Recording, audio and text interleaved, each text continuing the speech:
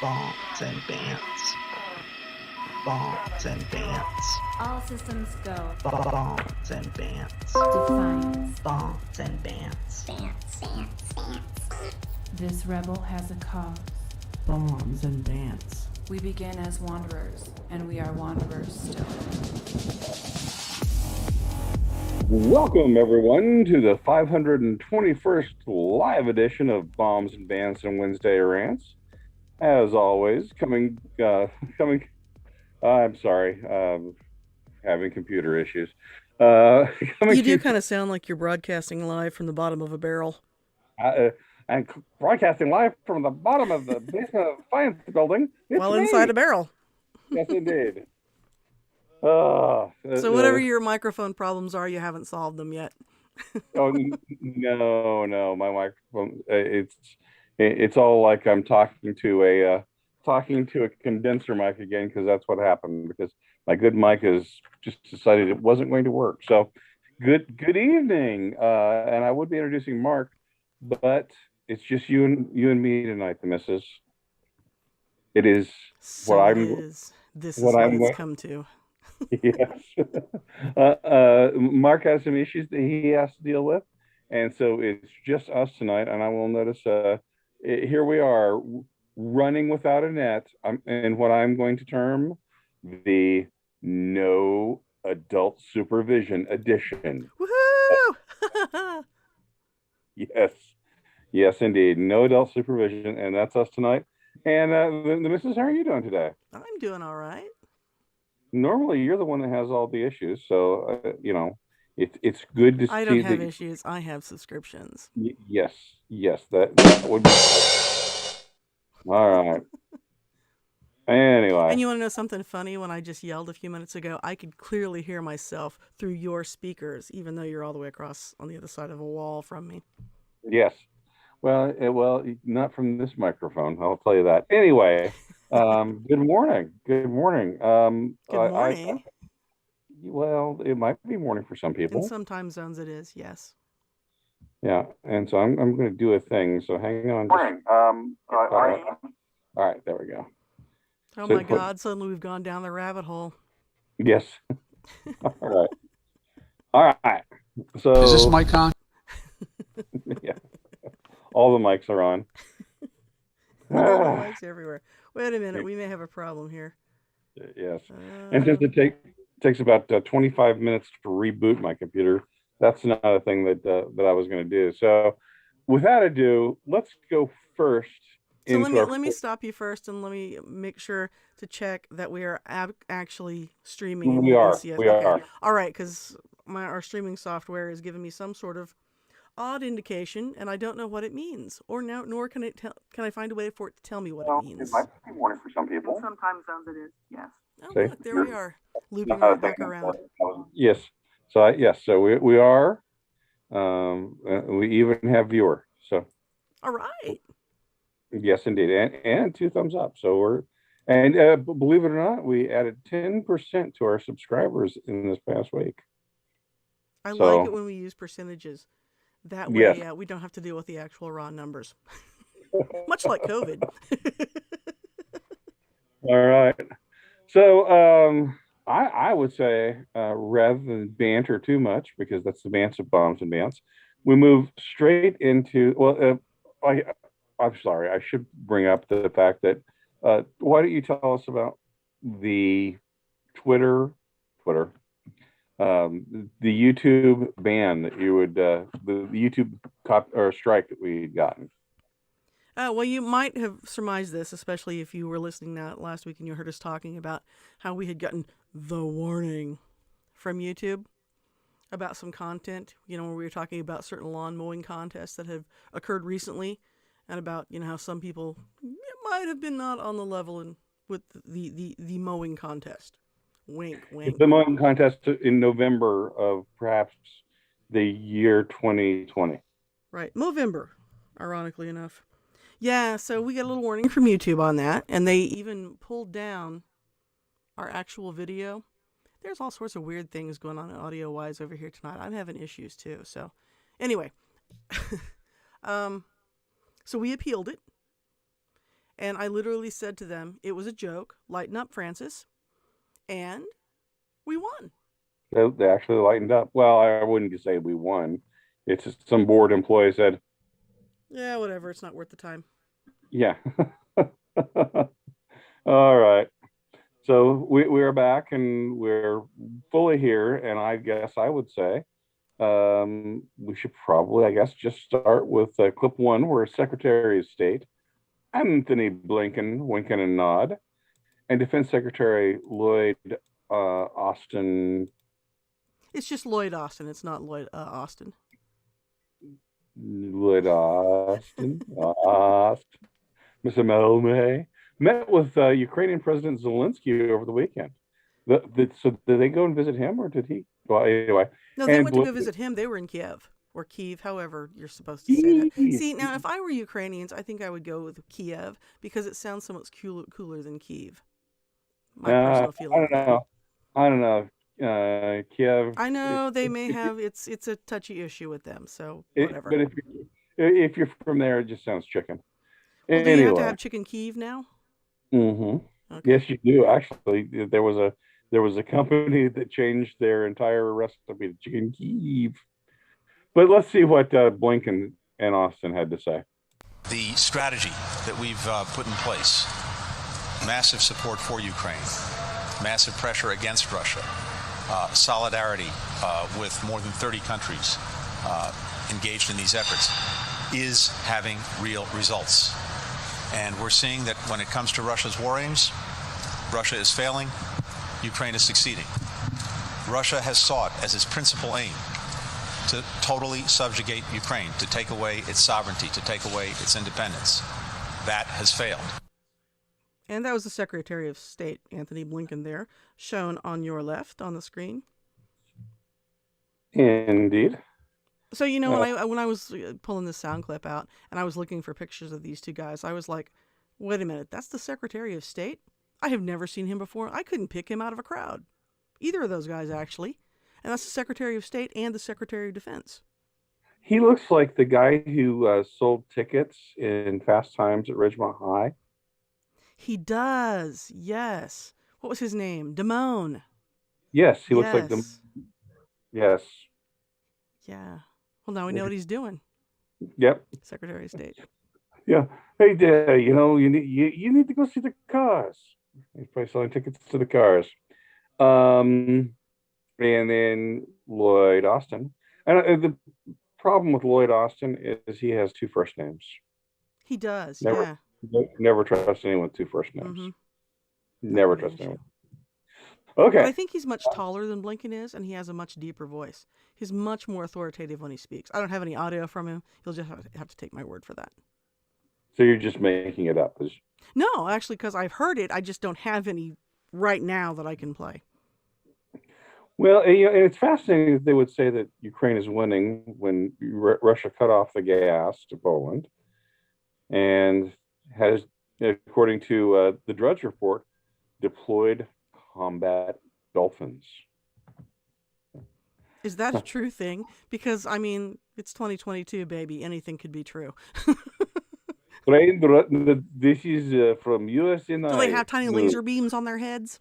Laser beams, Scott. Trained Russian Navy dolphins are protecting the Black Sea Naval Base, photos show. There's an entire group of trained dolphins that are protecting it. So that's a real story. That's a real story. All right, that's it. We're done here. Turn off the lights, somebody. Last one out. Turn them off. The absurdity level has reached yes. I'm at peak absurdity. Yes. I was considering drinking tonight during tonight's podcast, and now I'm kind of sorry I'm not. Again, it's Wilder's principle of greatest amusement. And who had dolphins protecting the Russian military assets? And that's the problem really with the Russians is, again, anytime the Russians have a navy, it's not going to turn out very well. Russians having a navy, it's just a mistake. It's like us without Mark on a podcast. It's just yes. crazy. Crazy. No adult supervision. And with that, cut number 2 is CBS News national security correspondent David Martin on Faces Nation Sunday discussed the weapons going into Ukraine and their importance. Weapons are going into Ukraine today. I asked and was told that there are no weapons on the particular train taking Austin and Blinken into Ukraine.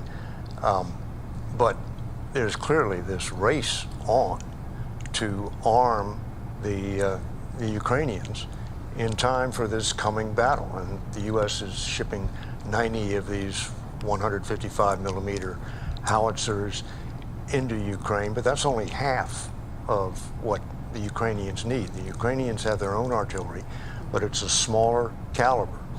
So the the U.S. is asking all sorts of countries who have that smaller caliber to provide it to the Ukrainians. But these countries are not like the U.S. with these vast arsenals. When you ask them to give up their artillery, that's a big ask. But the race to arm the Ukrainians with heavy artillery is probably going to decide the outcome of this coming battle in the East. So before we talk about anything related to what he said, can we Let's talk about let's talk about the fact that David Martin can't talk, that he should swallow first before. And he looks like a corpse. And this was a good picture of him that I found. Seriously, it looks like he's an animated corpse. Yeah. And again, what do we have here? 2 first names: David Martin. Non-trustworthy. Non-trustworthy. That's a good rule to live by. Yes. So the weapons going into Ukraine, and here's one of those things. He's a national security correspondent, and half those people, I'm thinking, have never fired a rifle. I'm just betting. He does not look like. It's hard to say because he's an older guy, and kind of old ducks like that tend to have a little more experience in that area. But I would certainly say, because I've been in media a lot in my life too, and everyone I know who is my age or older in that area, really kind of somewhere between my age and people who might have actually gone and fought in the Vietnam War. Really, the only thing they've ever done is broadcasting. And I know younger people are especially that way. But he might have. Who can say? It was a different time. Times are different now. Well, that's true. I'm going to look him up. Does that mean you're going to be reading stuff on the internet while you're trying to talk? That doesn't work. It's very difficult to do. Yes, indeed. But guess what? He has his own. Oh my God! The picture on his Wikipedia page. He doesn't look 78. He looks 758. Okay. All right. So again, I'm thinking again that I was right. Born in 1943. So that means his father was a coward. Graduated from Yale in 1965 with a degree in English and became a journalist, which meant he wasn't smart enough to become a lawyer. So Martin began at CBS as a researcher in '69. And he became a Pentagon correspondent. Again, the guy's never lifted a rifle. So what did he start out in '69, you said? I missed that. He began at CBS News as a researcher. So he started at CBS right out of college. No, I'm sorry. He served during the Vietnam War as a naval officer. So like I said, he was not part of the armed services. Oh, somebody's not happy right now. Well, I think the people who were in the Army and Marines would probably agree with that statement.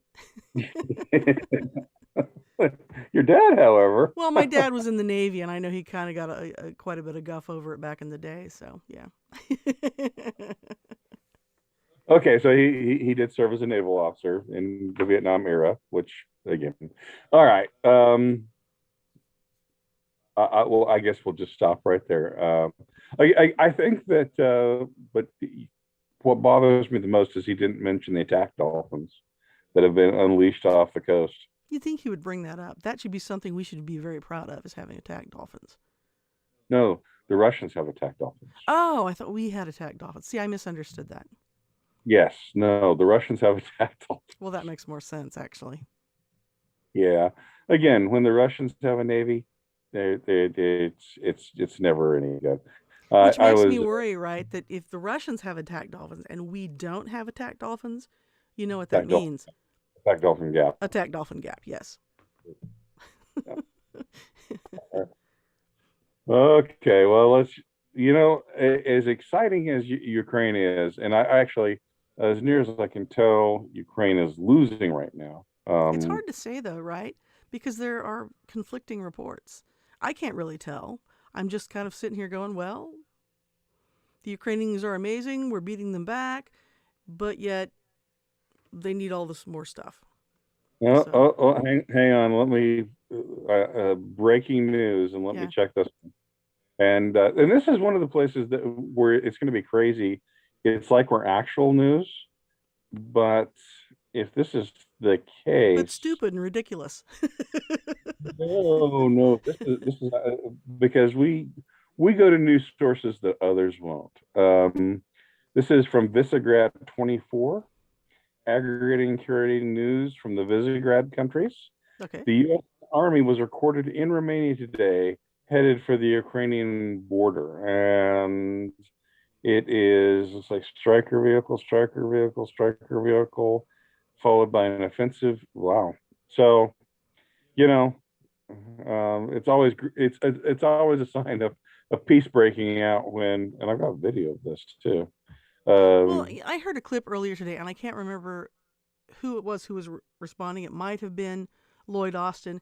It might have been Mark Milley. I can't remember which one it was. But someone asked him, are you worried about this becoming a proxy war? And he kind of had a non-answer to that. No, of course, this is not a proxy war. That's crazy talk, right? And I've been thinking all weekend. Well, I've been thinking all weekend. We're doing a lot of stuff over there. Pretty much the only thing we aren't doing is having boots on the ground. Mm-hmm. We are mobilizing for peaceful war. That's right. It's a new peaceful war. All right. Well, I just can't help but think that eventually we're going to be over there. If this keeps going badly for the Ukrainians, we're going to step in. Yes, indeed. And I know there's a lot of people who are for that. I'm not sure how many people there are who are against it. Yeah. And in fact, I think there are a lot of people who are for it. Yep. This has gotten a lot of positive publicity in the press, and I think a lot of people feel like this is a thing we have to do. I don't know. Well, tell you what, we may come back to Ukraine a little bit later. Let's go on to a less controversial topic now, shall we? And a happy topic that is just filled with opportunities for humor: abortion. Yes. Why don't you intro this one, dear? All right, well, this is New York Times columnist David Brooks, and he was on... Not David Martin. No, not David Martin, different David. I had to, because they're back-to-back, I had to put their last names in so I would not confuse them. David Brooks from the New York Times was on the PBS NewsHour over the weekend. And by the way, I think David Brooks is the New York Times conservative, in quotes, right? Because he's just slightly left of center, so he's their conservative. Am I wrong about that? That's he is. They would call him conservative.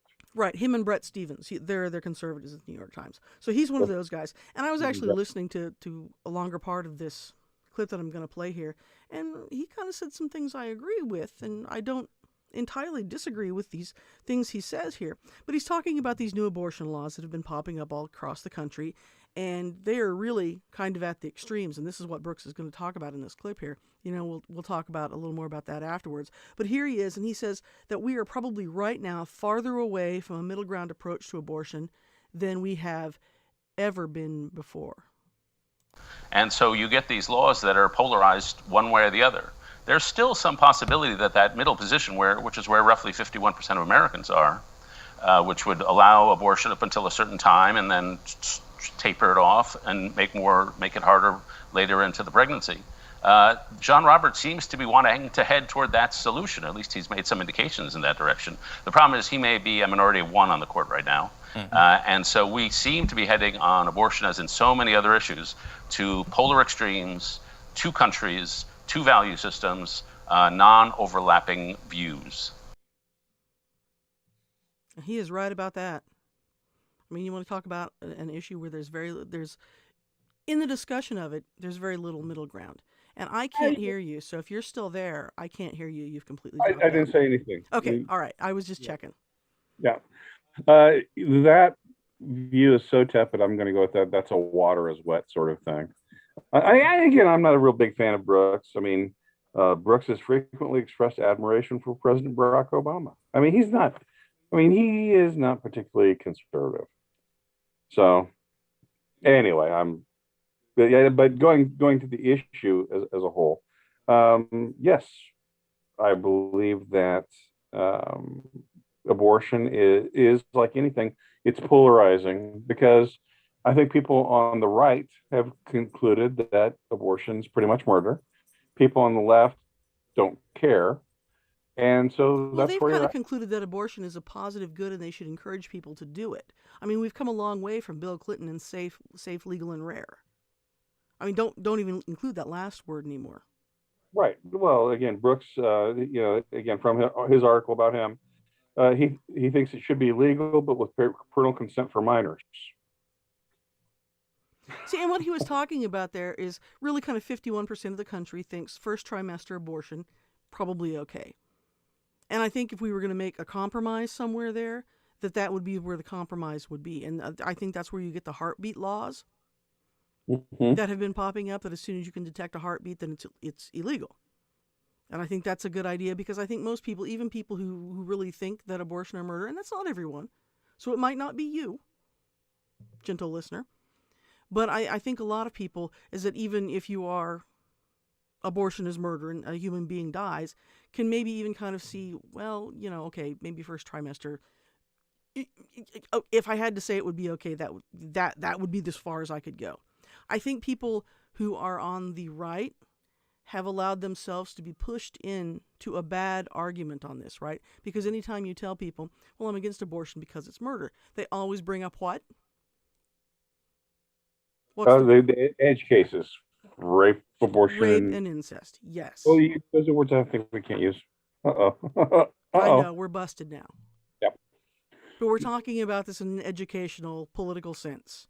Yes. This is not a joke, it's a serious discussion, right? And because they push people on the right of that issue into that corner where they say, well, if that's a human life, then those people shouldn't be murdered either. And then you're forced to defend that, right? Because I think, again, you can kind of see the logic behind that. Yeah. Well, Right? and again, I think that Brooks might be right that there is no more middle ground because I'm busy dismissing him here, and Michael Kinsley really slammed him pretty hard that he was guilty of fearless generalizing. Brooks is not to let the sociology get in the way of the shtick, and he wields a mean shoehorn when he needs to get the theory to fit the joke. Ouch.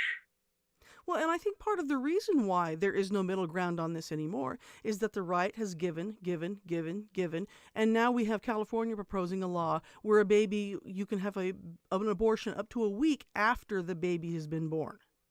Mm-hmm. Yes. Well, no, actually, much longer than that. But that's James the law Toronto, that I think that's been proposed in California. So. Yeah. Well, okay. Yeah, there's nothing that's going to change on that particular issue on this one, and I think that it will be decided on a state by state issue, ultimately with the Supreme Court jumping in. Well, the Wall Street Journal had an op-ed, I think it was yesterday, that said, if there's ever a time to send it back to the states, this is the time. Mm-hmm. The Supreme Court can step in and rule on this and say it needs to go back to the states.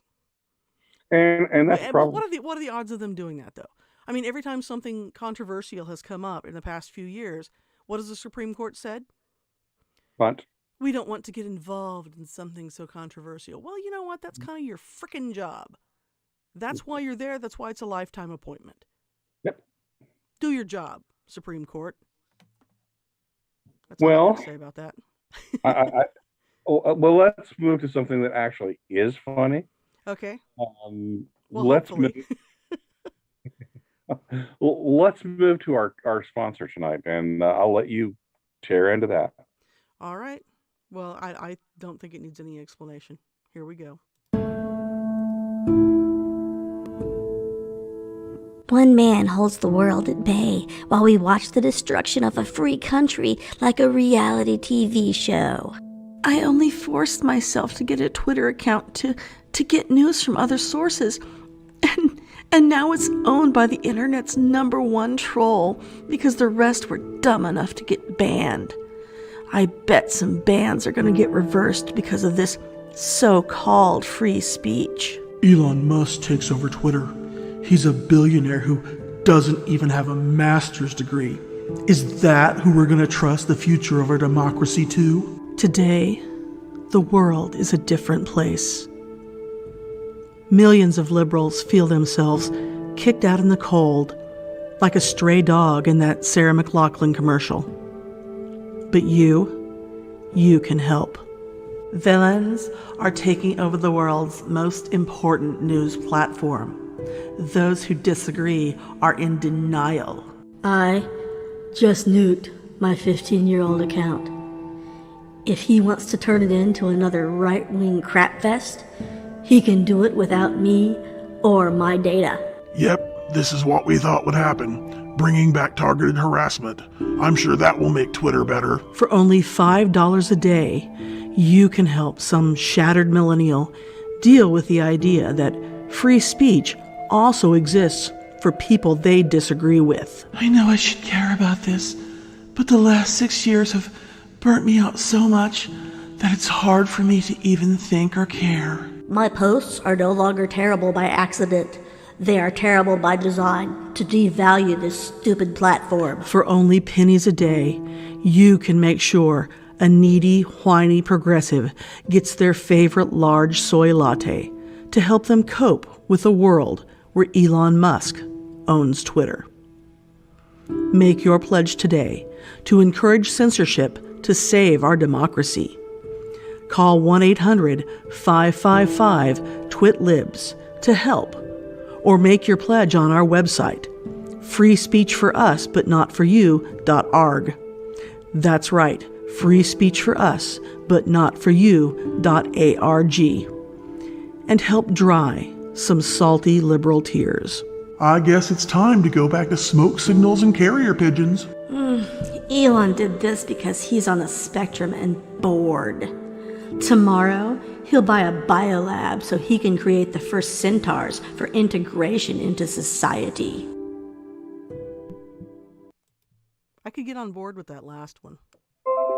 Now, what you didn't tell everybody is that those are real tweets.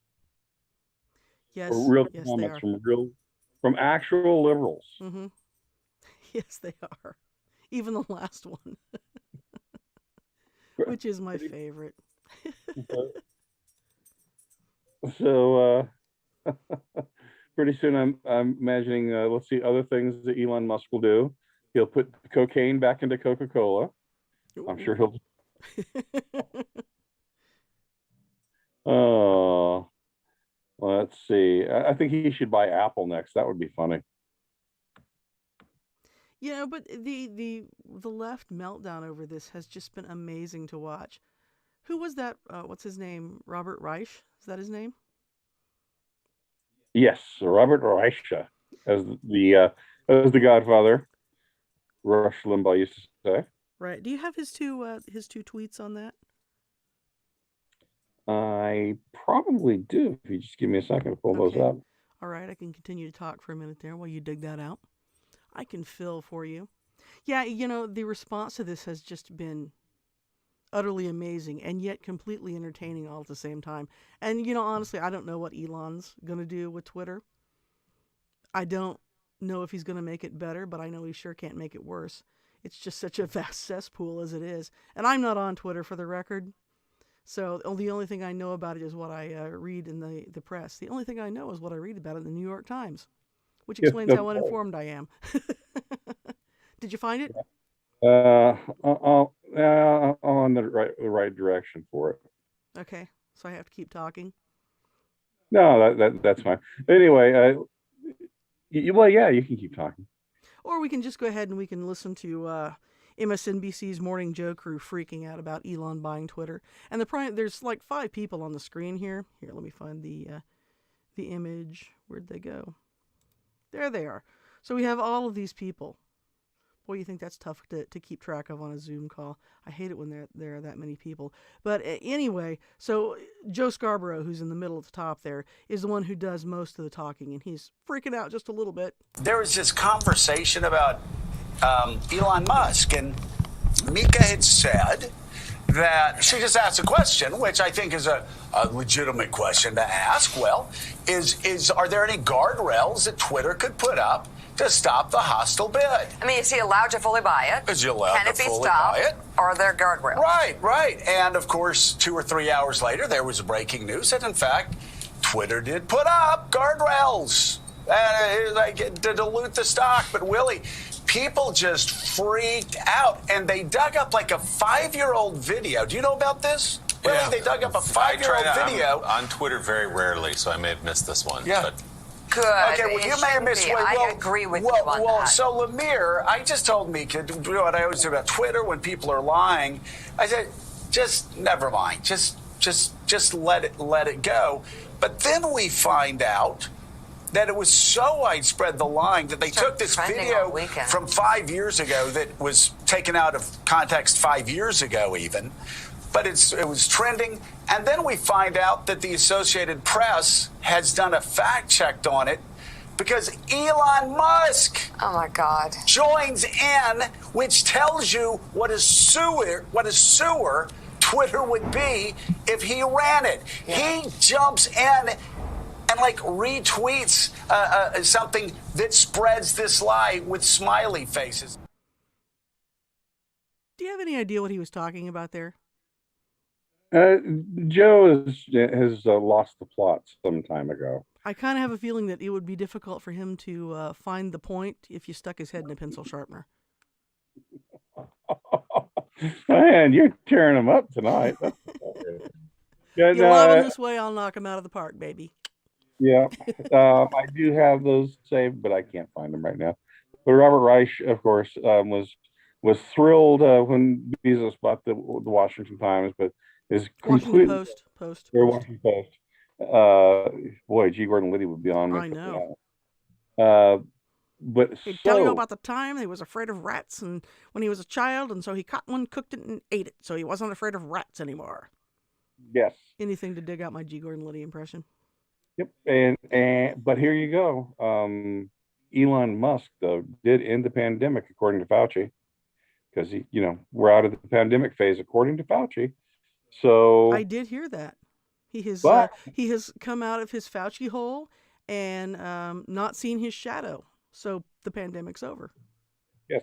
So, but I believe we have a cut from him talking about the elimination of the transportation mask mandate. You will get to it here in just a second. Not because I'm looking for it, because I scrolled and lost it, but because I had planned this all along. It was all part of my plan. Yes. So here we go. The CDC has the obligation to protect the American public, and they make their recommendations based on science and solid public health information. So obviously, the CDC will abide by the order of the court because it's a legal obligation. But one of the problems that we have there is that the principle of a court overruling a public health judgment by a qualified organization like the CDC is disturbing in the precedent that it might send.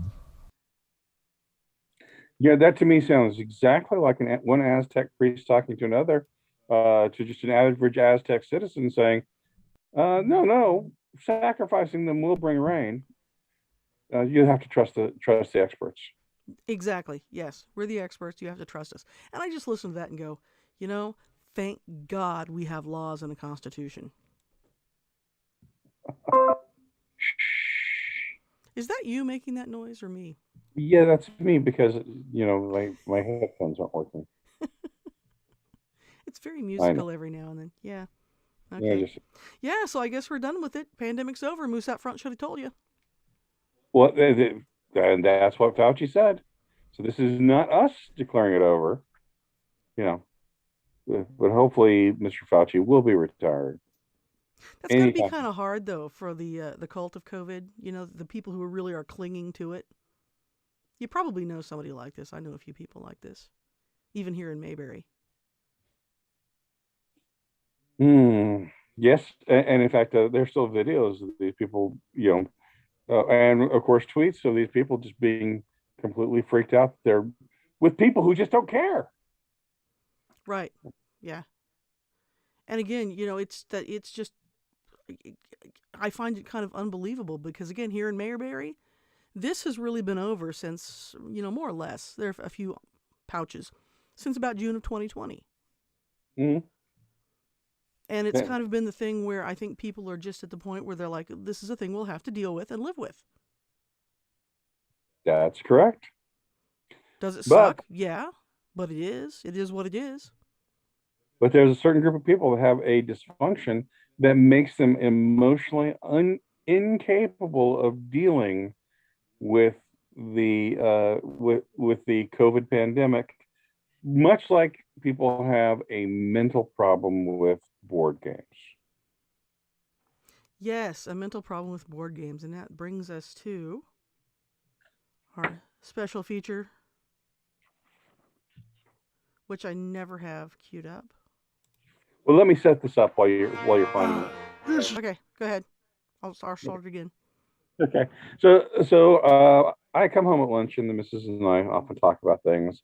And she had already had some other person picked out for the Brain Jackass of the week until I played her the most glorious video of videos in video history. In it, it's a board game review. And this board game review was bad enough that it gets this no-name person the coveted title of Brain Jackass of the Week. This is Neil Young. Hey, get that jackass out of here! And I'm proud to present my Brain Jackass of the Week. All right, so it's these two people who are reviewing a board game called Viticulture. And apparently it is a strategy game about wine making. And as far as I can tell, it's a little bit like Settlers of Catan, right? Mm-hmm. And it's from Stonemaier Games, because actually I was looking at it and I was like, that game sounds kind of interesting. I might like to play that. But anyway, that's neither here nor there. Let's listen to our Brain Jackass. I think part of the reason why it's so painful. Sorry. Okay. Do you want to stop? No, sorry. I know this is going to be a very difficult and annoying video to watch because I'm like trying to win my way through it. No, you're doing great. Sorry. It's because my entire life, growing up in South America, that's what happens. These people always got the spotlight.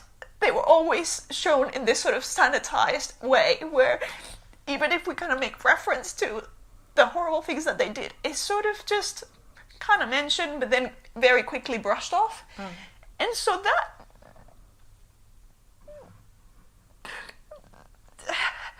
that continues a narrative of this is fine.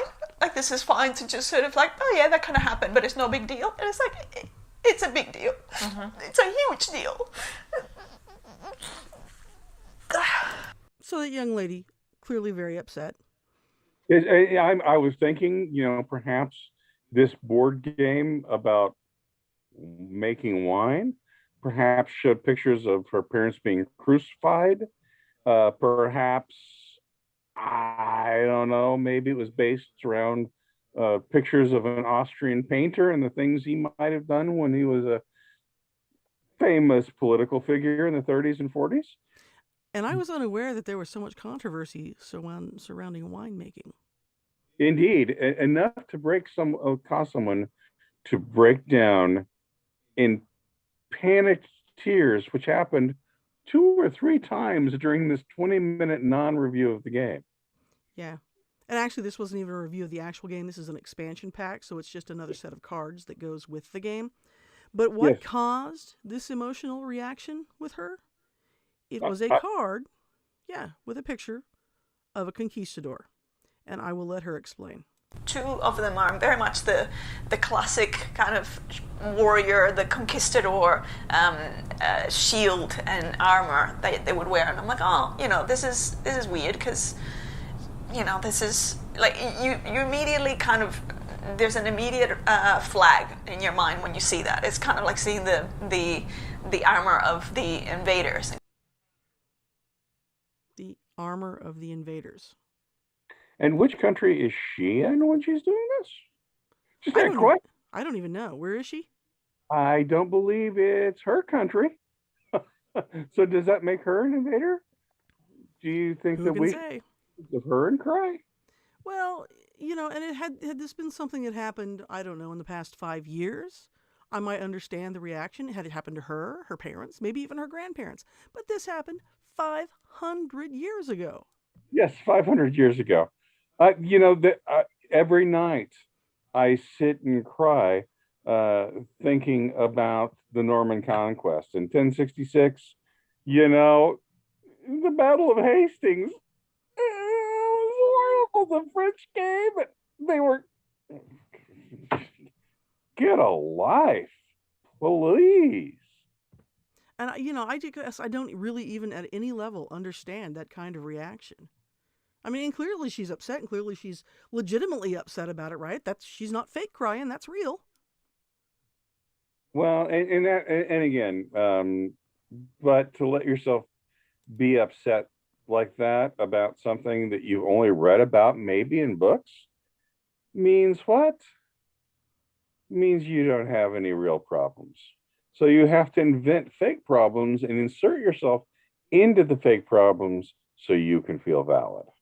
Well, it reminds me, and I don't know if you remember you and I having this conversation because we were talking about our families. Was I drinking? It's possible. But you were talking about how you have some Mormons on your side of the family. And I, on my side of the family, have just a bunch of Baptists. But that we both, probably right at the end of the Civil War, had relatives who lived in the state of Missouri. Mm-hmm. And so you said to me, do you think that our relatives, do you think they might have known each other and talked to each other and stuff like that? And I said, I think probably it was my relatives were trying to kill your relatives, which is why they left Missouri. So, yeah. And that was like maybe 2 or 3 generations ago, right? Well, yeah, or it's like maybe 3 or 4. Yeah, again, it would be like someone in Scotland breaking down in tears watching the television show Vikings. How dare you show the Vikings? I know. Yeah. I don't know what to say. Otherwise, maybe you should turn off the computer, put the board game up, go take a walk in the woods. So, somebody needs Get some fresh air, man. Get some fresh air. Somebody needs a Prozac soy latte on this one. It's entirely possible. I wish I had a lot more sympathy for this person, but I don't. In fact, this is the kind of person that's crying with upset and disgust because Elon Musk is buying Twitter. This is the kind of insanity. I'm sorry you didn't put her picture up, because that's just a great crying face she gets. So follow up to this, right? Because a lot of the places where I found this video was all on this board game maker website, which the maker of this game is Stonemaier Games. And so they saw this review, pulled the cards, and replaced them. So there are no longer, the cards do the same thing. They're just different persons. Let me see if I can find did I close that? I might have. Yeah, I must close it. But in the process of looking for this, by the way, that I also found this story from an NPR station from 2019 about how native groups in the Southwest, like in New Mexico, Arizona, are trying to remove conquistador images and reenactments, like removing them from being school mascots, seals, celebrations, anything like that. The Native Americans want those gone, colonialism, indigenous people genocide, that sort of stuff. And then, because then you have the folks on the Hispanic side who come back and say, any removal of the conquistadors are erasing Hispanic history. Mm-hmm. Got to get some popcorn for this fight. Well, no, what they need to do is give both sides guns. Well, that would have made things a little bit more fair now, wouldn't it? Well, there's a smallpox weaponization that might have had something to do with it. Oh. Well, you have anything else running around since we don't have Mark? Do you have any? Oh. So we're done then. Is that what you're saying? That's what I got. That's what I got from what you. Oh, I can hear myself now. Whatever you're doing, I can hear myself feeding back. Yes. Well, let's call it. You're doing it on purpose. Well, thank you everyone for coming tonight for this episode of Bombs and Bants and Wednesday Rant. As always, I'm John. Mark's not here, and I'm the missus. And that's like another 10 seconds, right? Bam! There it is. Y'all come back now. You hear?